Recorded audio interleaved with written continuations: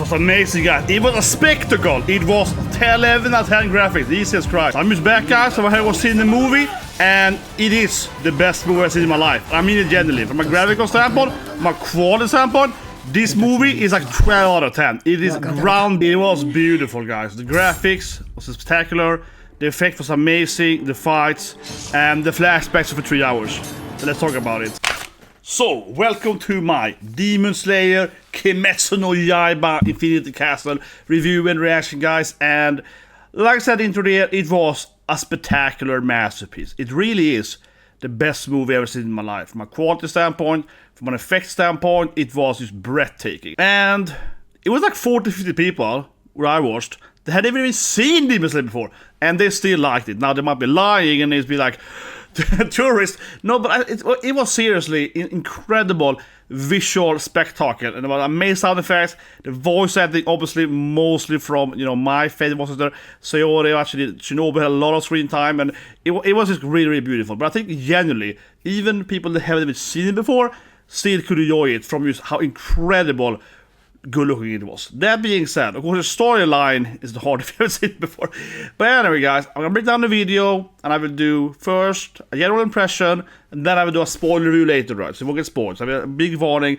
We're into spoiler. Who's gonna live? Who's gonna die? If you like the video, guys, please subscribe, press that like button, and first and foremost, I briefly go over a little bit of the cosplayers here, because it was very, very clear who is the favorite character of the people, right? I myself, of course, went there in cosplay. Obviously, the best cosplay, right? Blacksmith dude, with the katana.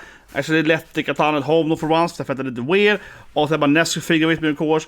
But yeah, I went for the niche cosplay. Right? Everyone else went for the Mitsuri. It was... Okay, so I only saw 3 different female characters being cosplayed. And I'm not kidding, guys. There was one woman, one brave soul. She was doing Shinobu. There's like 20 Mitsuruis and like 3 Nezukos. No Daki. No brave Daki. But I was just like, I've seen it before in Convention 2, right?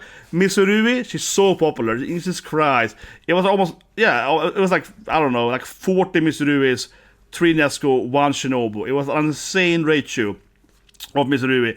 She's so incredibly popular from women to cosplays. It's crazy. Otherwise, obviously Tanjiro was the most popular male cosplayer, but he wasn't as like Mitsuri. It was like maybe every half. 50% of the guys were doing Tanjiro. That was like a bunch of different Hashira and so on. So Tanjiro, not at all, was like that over, like Mitsuri. And actually in front of me in the theater, there was a guy doing Inosuke, like actual Inosuke. He was like bare-chested, right, with the head on him for half the theater. Luckily, I am quite tall, and he was like short, so I was like way taller than him, so it wasn't a problem for me. But that actually could be an issue. He had the Inosuke boar head on him, right, for half the screening, so but I could easily see over him. But there could be an issue, right, if I was short.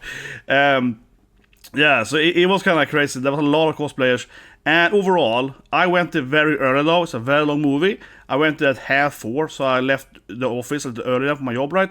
So it's lots of children. Yeah, it was like maybe, I don't know, like 30% kids there. That's a lot of kids. Which arguably, not to be that guy, but maybe some of them shouldn't have been there because the movie is very, very bloody, I'm just saying.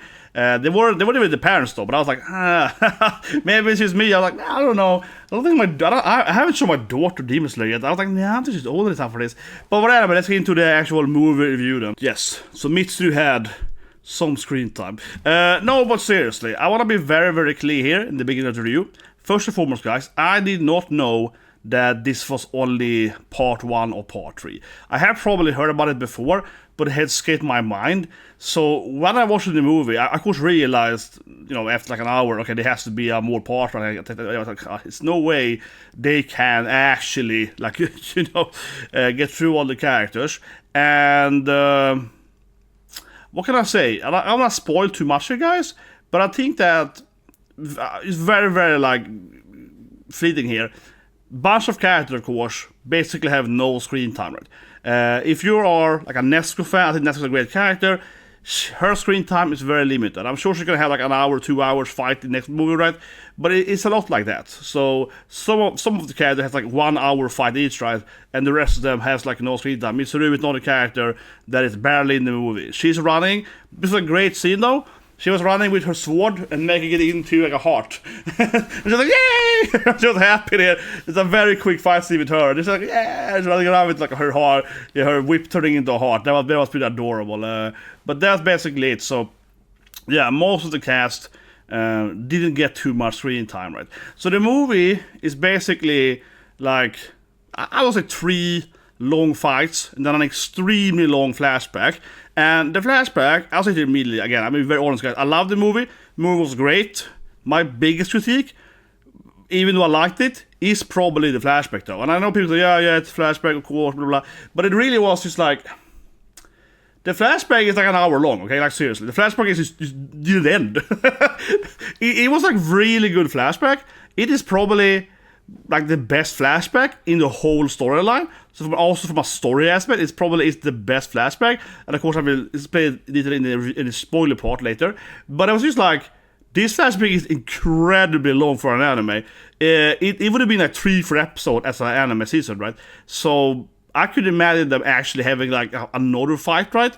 And having that flashback probably be like half the screen time or something, because it just kept going. Like it was super long. I was like, whoa, my god, yeah. I was like, whoa, like that was clearly the biggest fight then of the movie.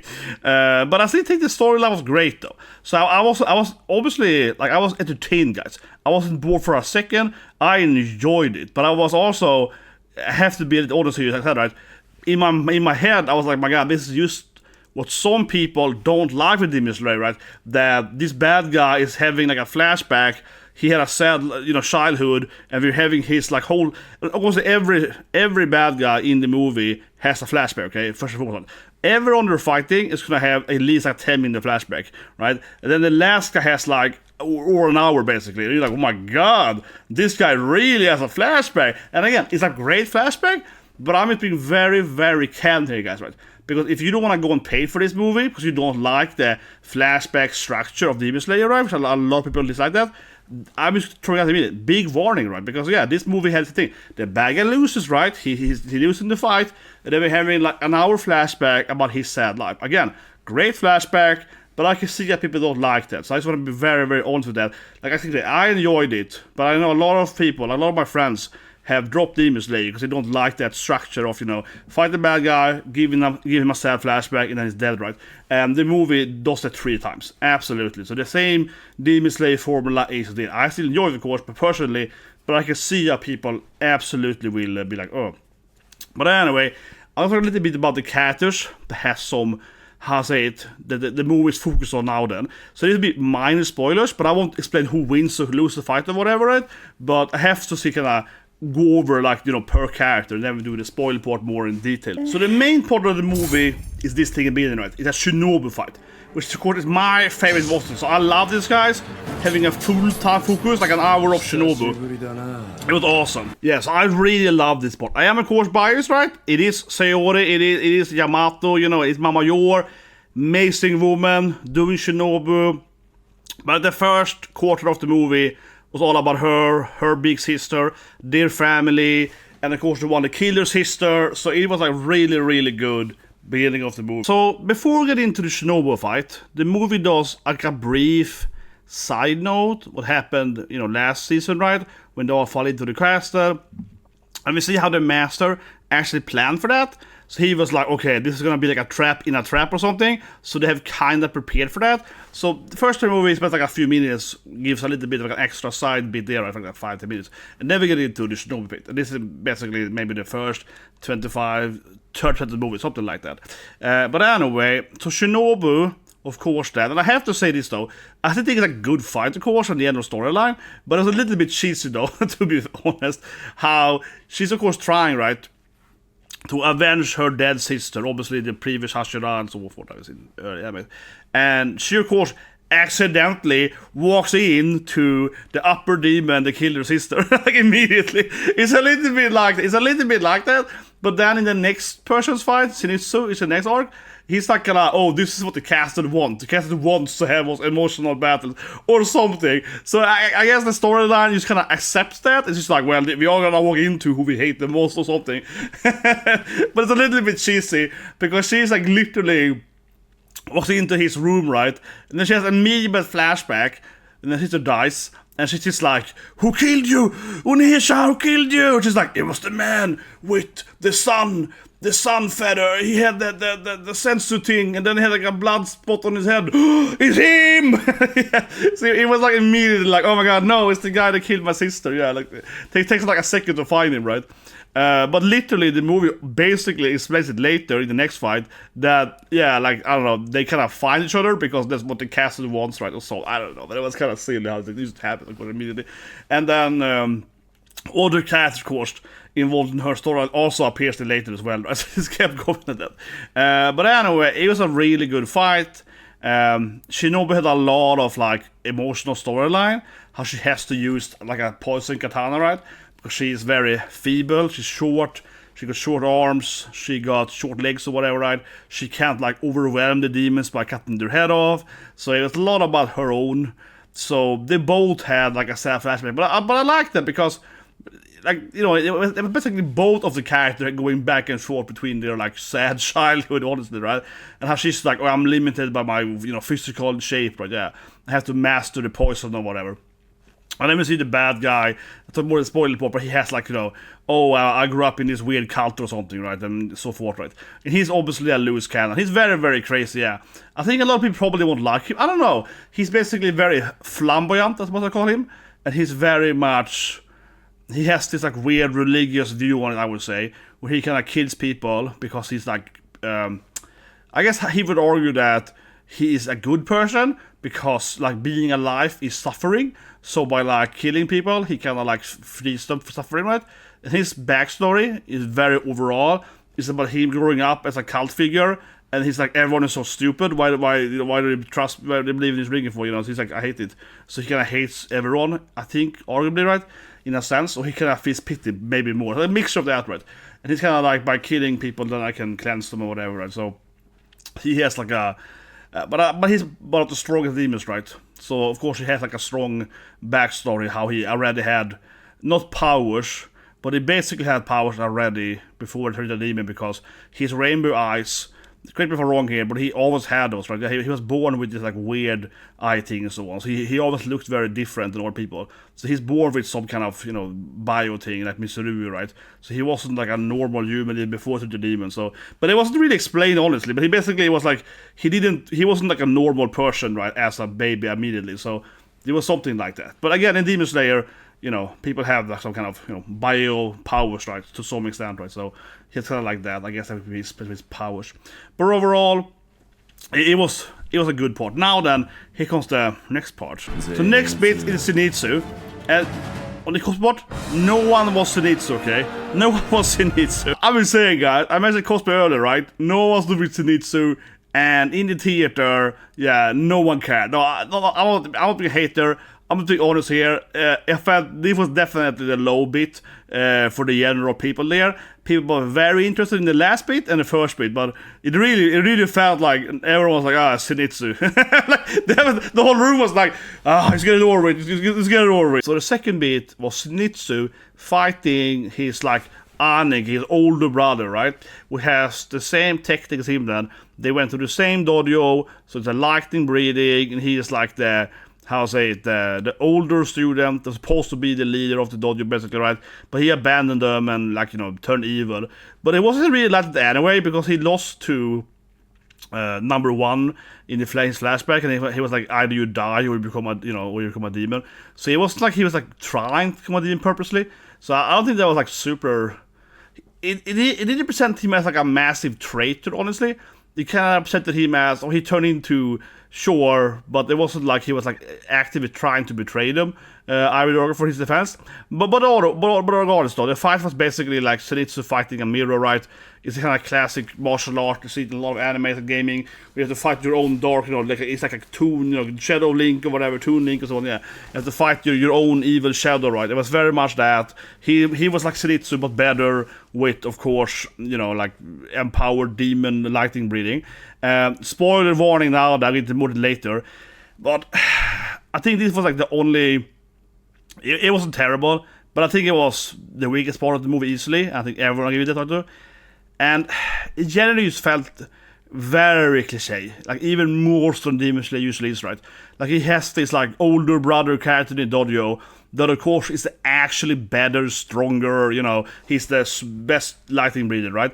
But for some reason the old master is like, no, I don't want to give him the power because he lacks that one spark, you know. So then of course him, instead of becoming the new master of the dojo, instead betrays them, right? But then he comes his rival he hates, and he always was much stronger than Zenitsu when they were younger, and Zenitsu can't beat him, but then Zenitsu, like, I don't know, unlocks a new power-up, you know what I mean, just at that very moment. So it felt very, I don't think it was, like, bad, but it felt extremely, like, you know, martial art, deja vu, whatever. I've seen it 10 million times before, right, where the innocent, better student, the innocent, weaker student was actually the best student deep down, even though he lost, you know, when they were children, right, like 10,000 times. Now when they're older, he has that one special ability for some reason, and the old master always do, you know what I mean, or whatever. But it felt just very, very like by the book. Like we all know exactly how it's gonna end, right? I explain more later, but it felt very much like we all know exactly how this fight will go end. Right? It just felt like this is exactly what's gonna happen. Now, of course, the last bit is Tanjiro himself, right, the main character. Tanjiro is gonna fight to revenge for Rapidish. This is the main movie. This is probably kind of like half the movie, so it's this fight. Yeah, so about half the movie, something like that, is this fight, seriously. Yeah, I don't know exactly, but as I mentioned earlier, right, and this is obviously then a spoiler again here, but you know what I'm saying, right? He has the longest flashback. This guy has like an hour flashback! Okay? It just never ends! It's so long! Like, it was a great flashback, but like I said, his flashback, well, how you cut them, but actually, his flashback, it never ends. It's like half the movie is his flashback, okay? He just keeps going. He just keeps going. This is throughout the katana, it doesn't matter, just flashback. But in all seriousness, his flashback was very good. It was like the best flashback in the storyline. I think it's like the best flashback in the whole anime, honestly. But it was just super long. Yeah, it really was super long. Like I said earlier, right, I can see how people actually won't like this bit, because it just kept going. But first and foremost, the beginning then of his fight is Tanjiro and Giyu together against him. And that was just like 12 out of 10. Fantastic, spectacular fighting, okay? It was like the best anime fight I've ever seen in my life. Their first, maybe half hour or so, when they're fighting together with him, his water breathing, and they're like doing like a dual water breathing thing. So they're combining, they're breathing together. This was animated. It was a chef's kiss, and the sound effect, animation, everything together, VFX. This fight was arguably like the best anime fight I've ever seen in my life, I guess. It was just so good. Like the first like 30 minutes was just incredible. Like genuinely, again, maybe arguably the best fight I've ever seen in my life. From like a pure, you know, like quality sample, not about the powers, not the storyline, just pure, like, you know, just eye candy Sakaga. It was just incredibly well done. Like, hard to explain how good it was. It was truly breathtaking, like insane. And then they get into the more, how do I say it, right? Philosophical fighting. But all three of them are tired, they're injured, and then it's kind of like, can Tanjiro unlock a new power up? Can they figure out his strength or something, you know? And he gets a little more into that, right? And he gets like a flashback, and we see a little more of his true personality. And so then the next half hour was a little more like, you know, different like viewpoints of life and what is the importance of life and whatever. And then there's a flashback. So this was like half the movie, yeah. And then he gets the flashback and so on. So it was a super long bit with him, but it was really fantastic. It was really fantastic. It was amazing. But honestly, I will say though, it could have been shorter. Like, yeah, it could have been shorter though. I think I have to say that though. This bit here, and otherwise in the movie, that's kind of it. Just like generalizing the movie here, very briefly, right? With spoiler part soon. But otherwise in the movie, it was kind of like we see the old Hashira, and for example, Inosuke and so on, right? They are doing like minor fights in between these different like major fights, right? But honestly, like I said earlier, warning if you're a fan of the other characters, right, they don't actually have much screen time. Yeah, like Mitsuri, like 0 screen time. Nezuko, she has like a minute screen time. Yeah, the other character has like 1 minute fights, then it goes back to like the major battles, right? So they didn't do much to other characters. You basically see them running through the castle and fighting different goons. And I think the best part of that wasn't actually seeing so much of the other Hashira doing stuff. It was actually seeing the elite, like, you know, random members of the Demon Slayer Corps.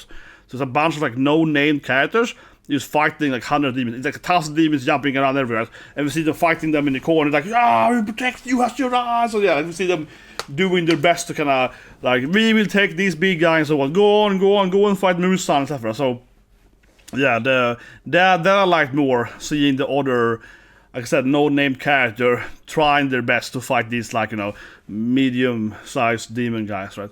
But honestly, the other character, they don't have much screen time at all. Like I said, Mitsuri has like a little love joke and so on, right? So, I mean, it wasn't like terrible. I laughed at them. It was a good screen time, but I guess in the next move will be, you know, 3-4 other fights, right? Anyway, let's into the spoiler part. Okay, this is the spoiler part now then. I've taken off my Tengu Black with the mask. Let's try the camera angle here, right? So you know this is spoilers. Obviously, big spoilers now then.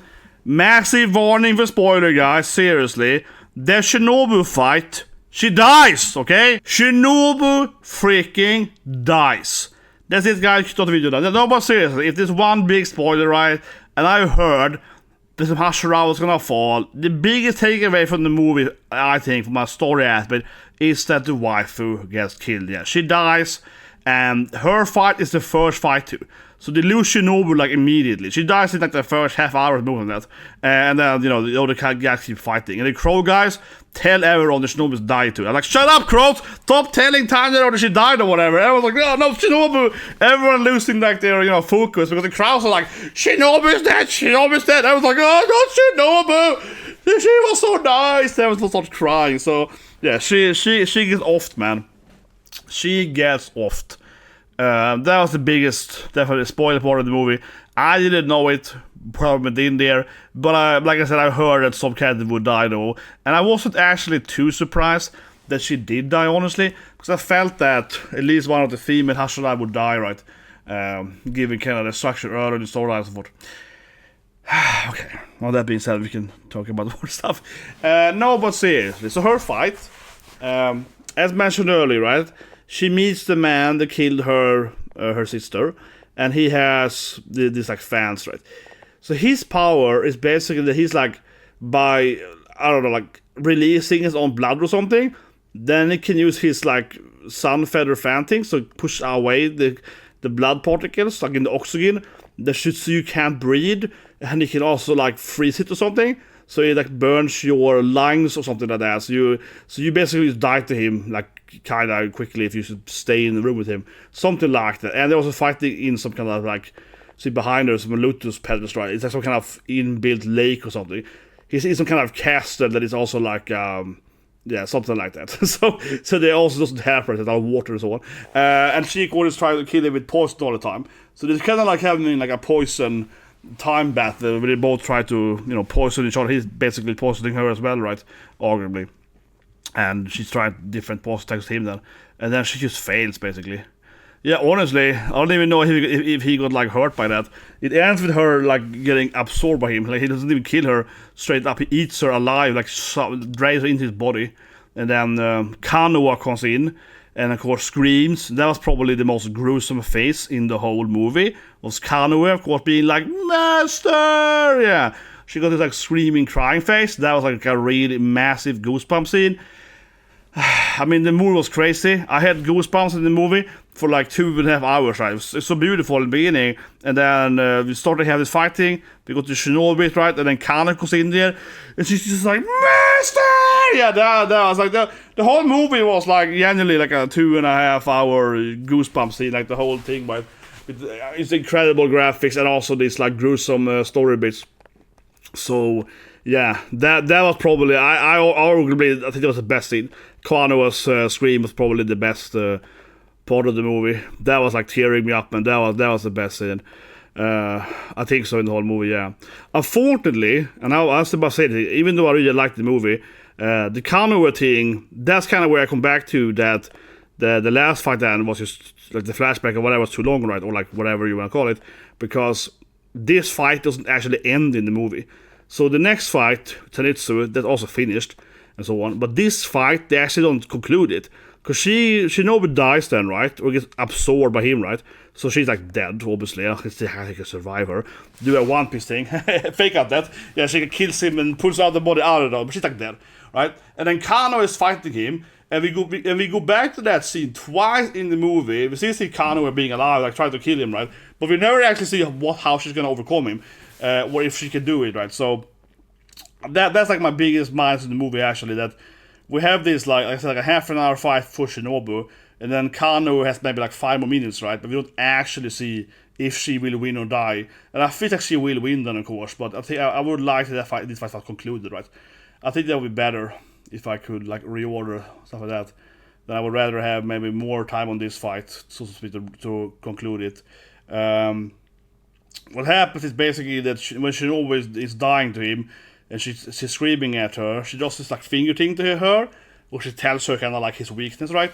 So if it's actually Kanoa might win then, because Shinobu like finally figured out his poison thing, because she keeps like poisoning him, but he's like immune to it. He isn't immune, but he isn't immune, but he basically develops immunity very rapidly. So she tells her that he's like, this is the weakness of his powers, right?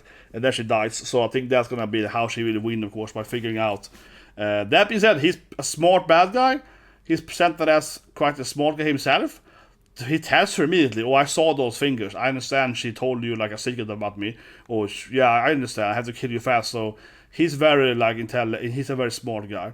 And overall, like I said earlier, he's like a flamboyant guy. His backstory was basically he grew up as a god. You know, everyone in his family and like the neighbors, he was like a messiah because of his special eyes and so on, right? So he kind of grew up resenting everyone. Like, oh, everyone is stupid. All these adults come and pray to me. They are so stupid. So I kind of like his backstory because he just hated everyone. But it actually kind of makes sense. Like, he's like, why are you coming to me for? I'm like a 5-year-old, and this like 55-year-old is asking me for advice. But like, got a moral. So he was like hating all these adults, right? And then he grew up and just resenting everyone. And he just felt like he wanted to kill everyone because they were so useless humans or whatever. So I kind of liked his backstory was definitely kind of interesting backstory. He was like a very, very evil before he turned into demon. Yeah, I would say so, because he kind of became almost... We didn't actually see what he did that much, but it was kind of like his general mentality was very, you know, like, I'm just gonna like just destroy everything because everyone is just so stupid. So he's like a nihilistic kind of like, I should just destroy humanity kind of thing, right? So he was very, very, very evil, I would say, even as a kid, basically. Because he just hated everyone. Because he kind of explains how he was like, oh, I knew my parents were morons, but I lied because I felt sorry for them, you know. So me as a baby was like, I hate my parents. So that kid, he had an interesting backstory, definitely. And then he kind of was playing with those dead bodies and so on. So he turned crazy long before the demon. Back to the Zenitsu fight. Like I said earlier, I guess I kind of spoiled most of it, I don't know. But this fight was the most straightforward, right? He's fighting his older brother. He's like, I know your weakness. And it was kind of sad. The best part of this bit of the storyline was that their master committed seppuku, right? So their master, when the Aniki then, the Kagatsu, that old evil guy, when he became a demon, their master was so embarrassed by his, you know, like student son kind of person, right? Betraying the demon slayers. So he committed seppuku. So that was like, whoa, that was dark. That was twisted. That was Zenitsu, of course, was revenge. And he blames him, of course. And he wants to kill him. So that was the best part of this interaction. But otherwise, yeah, I think it was the weakest part because, like I said earlier, it was just so cliche, you know. Like, Zenitsu can only use the first kata of his lightning breathing. He can't use the other 6 or the 5 ones, or 2 to 5. And his older brother, his Aniki, he can use the other 2-5, but he can use the first one. And it was just kind of like, oh, he has somehow, because you know how it's gonna go, right? Oh, of course, he needs to have somehow perfected the first one. He's like evolved the first one to something that's even better, you know. we all know how it's gonna go, right? Even if his older brother can use, 5 different katas, right? So it's gonna have like a better version of the first. You know what I mean? We all know it's gonna win, but like, oh no, I perfected that. The only thing I could do, instead of learning 500 attacks, I only have one, but it's much better than anyone or whatever. It's clearly going in that direction, right? This fight, man. So that's basically what he does. Is he has like a new kata. He calls it the next number, right? And it obviously looks the same as the first one, it's better. So it's just like, oh, I took the first kata and I just improved it. You know, it really is like that. But honestly, it doesn't make too much sense. Because why couldn't his older brother also develop new katas? He only uses the same old ones, yeah. Why was he limited? Just because he was like an evil, arrogant guy? Why couldn't he develop more for? As when they were children, he was clearly more creative and talented. He could learn all of them instead of one, right? So why would he be limited to not also developing more? I don't know. It logically didn't make much sense. But it was, like I said, it was very, very classic like martial art. You know, with one of the students. It's kind of like, random example, Marvel, The Strange, right? Doctor Strange, Baramondo. They used to both, train at the same place with the wise, blah, blah, and then one of them is evil. So, whatever, you know what I mean? It's a classic, like, East Asian storyline, right? Where they're two students of the same old master guy, and one of them is a good guy, one is a bad guy, and the bad guy is always angry because a good guy, he got the mantle to continue the dojo, So yeah, it's basically that. Like it was very, like I said, very by the book, right? Very, very by the. It was fine. It was fine. Don't get me wrong. It wasn't terrible, but it was just like, again, keep saying it, very by the book. It was a checkbox of like two students fighting for their whatever. Who's the best lighting builder guy? Was kind of like that. Yeah, I was like, okay. It looked good though. Like, yeah, visually, again, I didn't get me wrong. Visually, it was a 10 out of 10. The fight visually was absolutely fantastic. I just felt the storyline was a little bit like, yeah, whatever. Honestly. And then, of course, lastly, we have Tanjiro. So Tanjiro gets the biggest part of the movie. For the spectre, actually, it's a bad guy. He gets the biggest part there. But anyway, it's in the Tanjiro fight though, okay? It's in the Tanjiro fight. Like I said earlier, first of all, visually, it was just amazing. I just want to really, really emphasize that. Visually, the first 30 minutes, like I don't say it already, but I want to really, really, I was just, oh my god. It looks so good. But anyway, so after they have their like first kind of, now everyone's kind of injured, oh, that's my bone is broken and so forth, right? So now Tanjiro is starting to realize this like next step evolution of martial art, right? So Akaza has this like, he's like the ultimate monk fighter, right? The Suryu fist, only uses his elbows and fists and knees, so on, right? No weapons. And he has basically like perfect instinct, but if someone tries to attack him, he can like feel their willpower. So to me, it felt very One Piece in a bit. It was very like haki willpower. He can basically observe your observation haki, right? Oh, if you're attacking me from that, I can know that. And he knows where to punch you and so forth, right? And of course, the number one guy, he also refers to, he knows the next step, right? He's even better and so on. And Tanjiro basically beats him by achieving the higher plane of martial art, right? Like the ultimate is like nothingness, where you attack someone, but also like hiding your presence, like hiding your willpower, and you just purely do it like a machine. Like you don't feel anything. So it's a very like Japanese Zen Buddhism. You just fight them, but you're very Zen, right? So you don't feel anything at all, and that completely dismantles him eventually. Then because he, of course, has the perfect defense, right? He always knows when someone's coming at him. And when Tanjiro basically becomes like stealth mode, he just can't handle it. It's like, what is behind me? Yeah, he's so used to always knowing exactly where everyone is, right? So he can't like handle it. And Tanjiro basically can attack him from the back and so on. That I would say is the main part of the fight. Of course, Tanjiro has his own flashback first, then his father then shows him how to kill a bear. And he fights this bear, and then his father just insta kills it, which is like a tiny little axe, and it's like, this is how it is, Tanjiro. This is the true martial art, but this is the true like fighting technique that everyone should know, basically, right?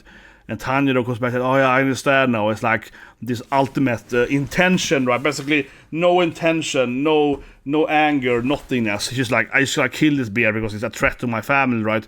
But there's nothing there. There's no like how to say it? Tanjiro's father doesn't feel anger, right, against the bear. You know, it's like an animal is trying to eat, right? He doesn't feel pityness either. He feels nothing. It's like he's an animal, right? It's an instinct, right? So Tanjiro is like, yes, that's a true martial art. It's like I just have to cut him because it's like I have to do, right?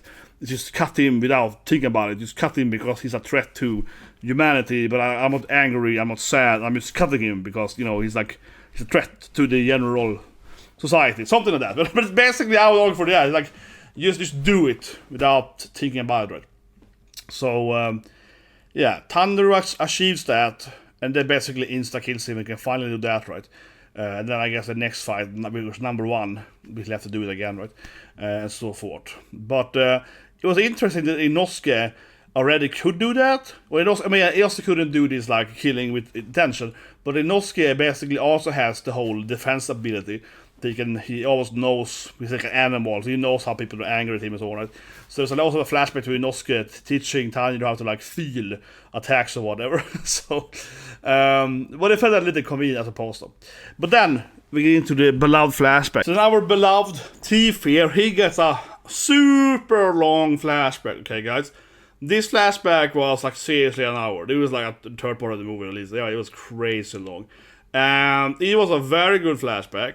It probably is the best storyline of all the flashbacks in Demon Slayer so far. But yeah, it was super long though. So his flashback basically is that his father was sick and he couldn't afford medicine for his father. So he would go out then and like rob people, right? And like he did back in the days, he got branded then.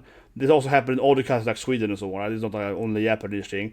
So he got like these tattoos on his hands, which of course look at his face now, right? So he got like some kind of burning tattoos, you know, on his hand, but he's like a thief, right? So he's like, you know, he uses hands of steel, right? So they kind of gave him like this circle on his hand to show people that this guy has been convicted of, you know, thievery, right? Which is of course a real thing. Like I said, it happened in a bunch of countries. In Sweden, you can get what's called laglös, so they will burn you in your face then in Sweden. If you were like it's like lawless basically. But it basically laglös is basically like you turn into exile. How would I explain it? It's basically like you do a hardcore crime, right? In the working age, you would perhaps not be executed, but instead they would like exile you, but they would burn your face with this brand then. So everyone knew that you were just basically like you didn't have a law again for you, which meant that if someone met you, let's say in North City, right, if you moved to whatever, right, they could kill you or you whatever, and no one would defend you because you didn't have any value anymore. So it was like hardcore exile. You were just exiled, as in you can't live in this city anymore. You were like, we will exile you. We're telling people that you are like a hardcore criminal, right? So you would also be screwed. Like you would basically, someone would kill you or whatever. Right? If you're a woman, you would get someone to make you a slave, basically. So, no, yeah, kind of common concept during feudal times, right? Which, I mean, yeah, because they do a crime, so you can brand them, right? So you can, so forth. And that's part of the storyline too, right? He gets branded, like I said, for thievery 3 times. Then he leaves his hometown later and so forth, and his master then knows he's a thief. He's like, oh yeah, so you have the Edo brand thing, you're a thief and so, yeah. But anyway, so that's one thing, but it explains his, you know, his physical appearance as a demon, right? Constant that, of course, then. So that's a good part of the backstory. Now, his father dies then anyway. He, of course, fails to save him. And also, sad backstory, no surprise there. And then when he moves away, as I mentioned, because he's like, you know, branded as a thief, so on, right? He moves to another place in Japan, and then he meets this like martial art dude, which of course makes sense because, you know, he's like a fist guy, right? So this guy basically raises him, pitches him all his martial art. He's an amazing martial artist, and he's a really good fighter as a kid though, before he meets the man, right? But now he has this like master / new father, and he makes him into like the ultimate martial artist, right? So his backstory, as with most cat demons, makes a lot of sense in that point, right? He's the ultimate demon fighter dude. So because before he died, or turned the demon, but before he became a you know, he was already like the best martial on. Yeah, he was basically already the best guy before he turned the demon, of course. So he's like the best fighter ever, right? Obviously. But the real story bit, And this was very sad, and obviously again spoilers, but of course. And there was actually a woman next to me. She was sitting just 2 steps ahead of me on my right. She was crying like half the backstory. She started weeping even before we knew the truth. Even though she might be, I guess, manga reader, but she cried for like 30 minutes. His backstory. I was like, oh my god. But yeah, this was definitely the people who started crying most in the theaters. So his master has a daughter. I think everyone can see where it goes, right? He has a daughter, and she dies, of course, right? So she's very sick, and his job is to take care of her, right? Not only to train in the dojo or whatever, also take care of her. That's how he like makes his living, right? And gets paid food or so whatever because she's sick.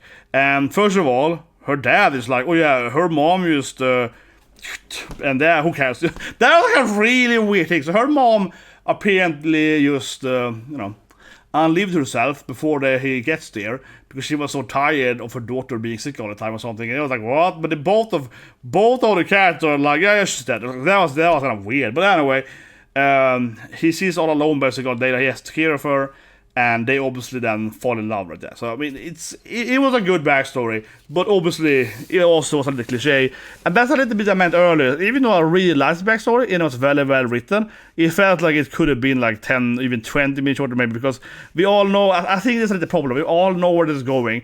Yes, he's gonna fall in love with her, and she's gonna be super thankful because he saves her and he's so nice to her and he motivates her to get healthy and all this stuff, right? So they have this really beautiful romance, and then of course she gets murdered and he turns crazy. I mean, it's just, yeah, so it was like a real tearjerker. So she's sick right for a few years, he helps her, and the biggest part was that we talked about Hanabi, fireworks, he was like, oh, we can see it the next year, right? We can see it 2 years from now, if you tie it today, right? And that kind of motivated her to be, oh, this guy believes in me. Even my father doesn't believe I will survive for 1 more year. He's the only one that actually believes in me. So she fell in love with him, and then she gets, she was motivated, Gambare, to get healthier so she could be with her man and so on. Right? So that was a beautiful scene, right? But this is his side story, how the Kenjutsu club, the Sword Dojo, hates them. So they, like, I don't know. Honestly, I think that story was a little bit weak, though. It felt a little bit like a tearjerker, because it was like, okay, the Kenjutsu Dojo hates them, they're jealous of them, so they like killed them by poisoning them. It just come out of nowhere, even though, again, it was predictable because it is a sad backstory. It's a little bit like, wait, they just murdered? Like, you know what I mean? Like, you yeah, like, because it wasn't even like the other character didn't know it. So immediately, he's not there, so he avoids the poison. He goes back to his father's grave for that day, so he didn't get poisoned, right? He goes back, so other villagers telling him who killed them immediately, and then after he gets his revenge on these sword guys, we see some kind of, I don't know, the Daimyo or something, it wasn't clear, but whoever, like the law enforcement, whatever, they were like, oh yeah, those guys who killed the poor daughter, so on. So, yeah, honestly, I think that's, I have to say though, even though I like the backstory, I think just that bit could have been slightly better. I think instead of being like poison, what if they like fought his master and the daughter got killed or something by an accident or something? I think it could have been better, honestly, because it was like stupid how they would, again, so they poisoned, right, these man and his daughter, like teenage daughter, right? They poisoned them, and then everyone knows it, right? Like I said, the law enforcement knows it, because after he gets there, they're all like, yeah, they killed this person and so on, right? So even if he didn't do anything, they would still probably get convicted. They probably would get like death penalty for that. You know what I mean? Like, it just didn't make sense to me how these like Kenjutsu Dojo would just like murder 2 people. I mean, even in that year Japan, that probably wouldn't work, right? Like I keep saying, the law enforcement, the Daimyo, whatever, right, the samurai guys, they were like, yeah, those guys are guilty. So it wasn't even like a contested point for the rest of the like city who did it, right? So it felt very strange, honestly, they would do it. But it just felt, it was a little silly, honestly. It was a little bit just too easy. Like I said, what if the Kenjutsu guys went to her father and they were like, we want to duel you, right? And he wasn't there because he's the fighter and so on, right? So he's the younger fighter and all that stuff, so to speak. He's his dad's grave, right? So now they're fighting his father, his master, her father, and he's like old now, he's like weak, he started to lose the fight. And then the daughter perhaps was trying to help him, and then they will kill her, right? And then he got revenge for killing her. Something like that. I think that would make it slightly better. Now it felt a little weird how they would go and like murder this girl. Like, you know, yeah, like everyone's like, yeah, they're guilty. So it wasn't strange, but anyway, what happens is that he gets back home, right? They just murdered his wife. They used to get married. They were in love. They were in love, right? They were gonna get married like next week, basically, his fiance or whatever, right? It was something like that. So he goes berserk and like just kills all the sword guys. He kills all these like Kenjutsu students, right? He goes to the dojo and just beats the crap of everyone. So everyone dies, right? But I mean, even if he didn't do that, it really looked like they would be convicted for murder anyway. Yeah. Now that being said, sure, all of their students probably wouldn't be, you know, like convicted, right, for killing these two people, these villagers. But yeah, honestly, yeah, it was presented as everyone knew it. So what happens is that after he kills them all, then we see kind of the cops, I guess, then in this time, right, the law enforcement, they are talking about him being like, yeah, they killed these girls, he went crazy, and we have to go and stop him now because he's like this crazy demon guy who's killing so much people, right? We have to go and arrest him because, yeah, this is going this crazy. But my point is that they clearly knew that these samurai dudes was the murderers. I don't really see what they would, well, whatever, I digress, but yeah, I felt that was weird, honestly. But of course then, Muzan is there, because Muzan is just like, oh, I heard there was like a demon here. That made no sense to me because there shouldn't be a demon in this city. But yeah, you just killed all those guys by yourself, so you're like stronger than my demons. I'm gonna make you into a demon because I wanna make the best demons ever, right? So he basically goes over there and enlists him to be a super demon, right? And then it's displayed that he lost his memory, of course, why he actually was a fighter to begin with. So by fighting Tanjiro basically awakens his memories that Muzan... I don't know if Muzan... To be fair to Muzan, I suppose, it's not really clear if Muzan kind of removes the memories on purpose. That is maybe more a by effect, right? Like, Muzan gives you demon powers, and then you lose yourself to some extent, right?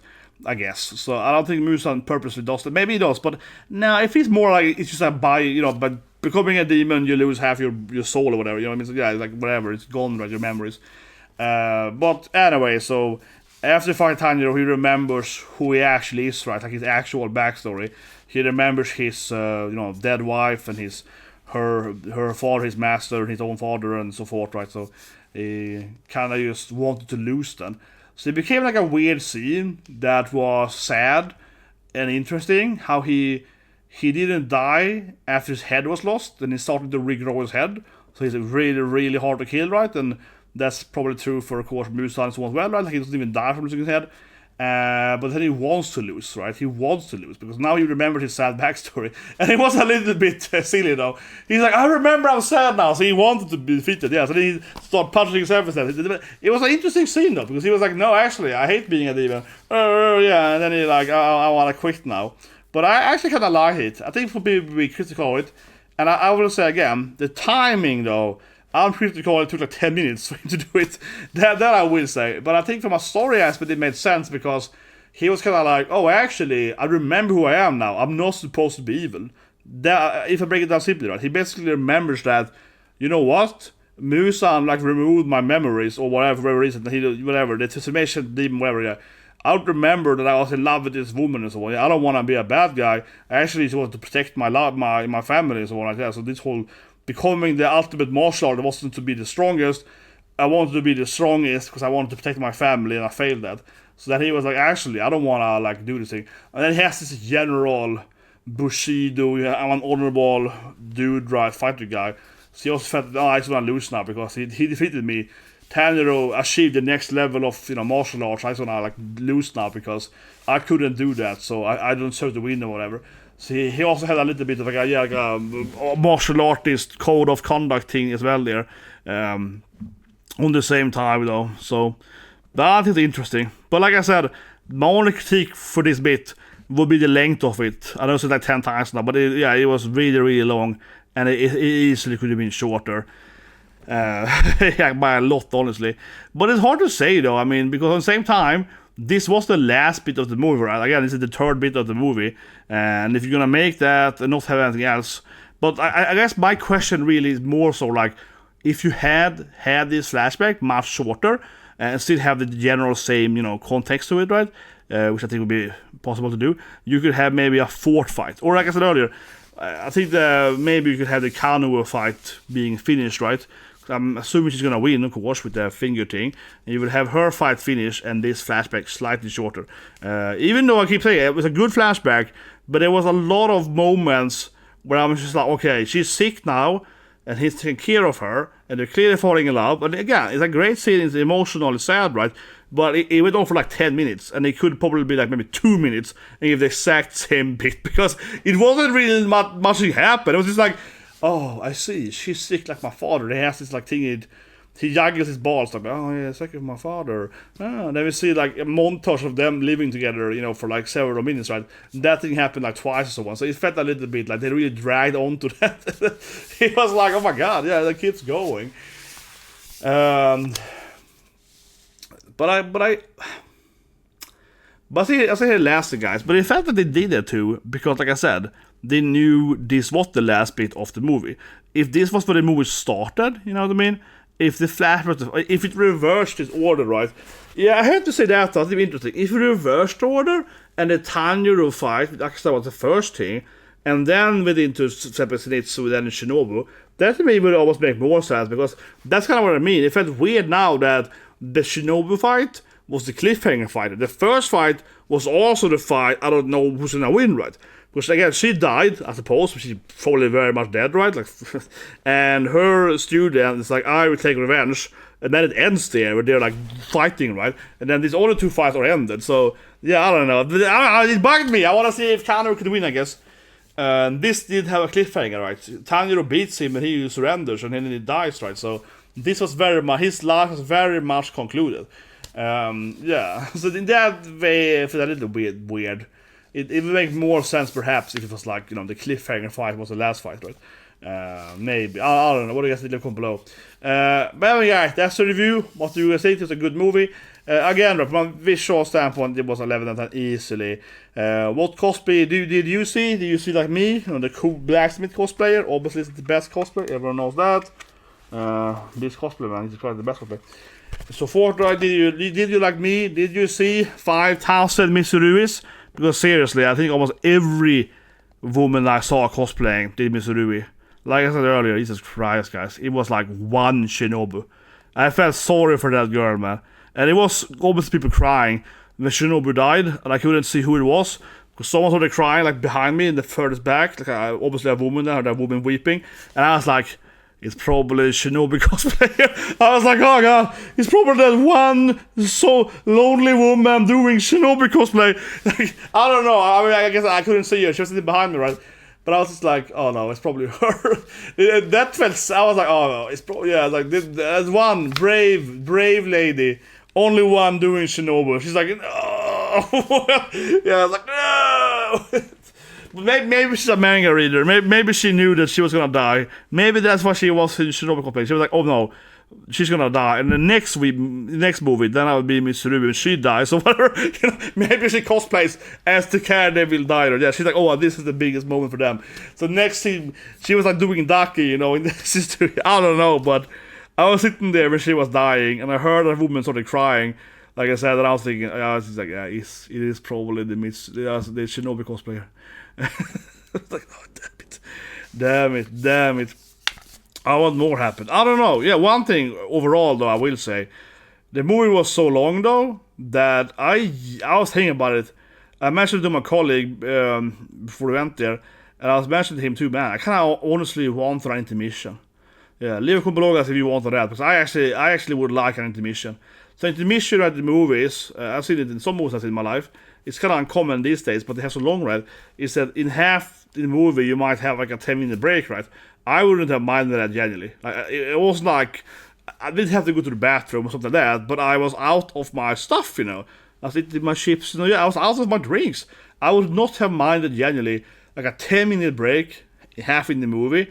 Just like go buy a new soda, yeah. Because I was like sitting there having a little bit left of it, but I have to drink it slowly now. Because I don't know, but yeah, it was so long, right? So I honestly would not have minded like just a short like 5-10 minute break, just go and buy some new stuff, right? And I also think for the actual theaters, they would like that, right? You know, because I remember as a kid, these like really long movies, these 3-4 hour movies, they would almost always have like a 10-minute break in between, yeah. Because again, obviously theater makes more money, right? Because a lot of people go and buy more stuff to drink and so on. So, because I would absolutely have loved, I even had 2 drinks with me. I had like 2, yeah, and I was like, nah, I want some more, right? I was getting like, yeah, halfway through the movie, I'm out of my stuff, you know. Yeah, I'm like, I want to enjoy this thing, right? But guys, we subscribe and have a great day.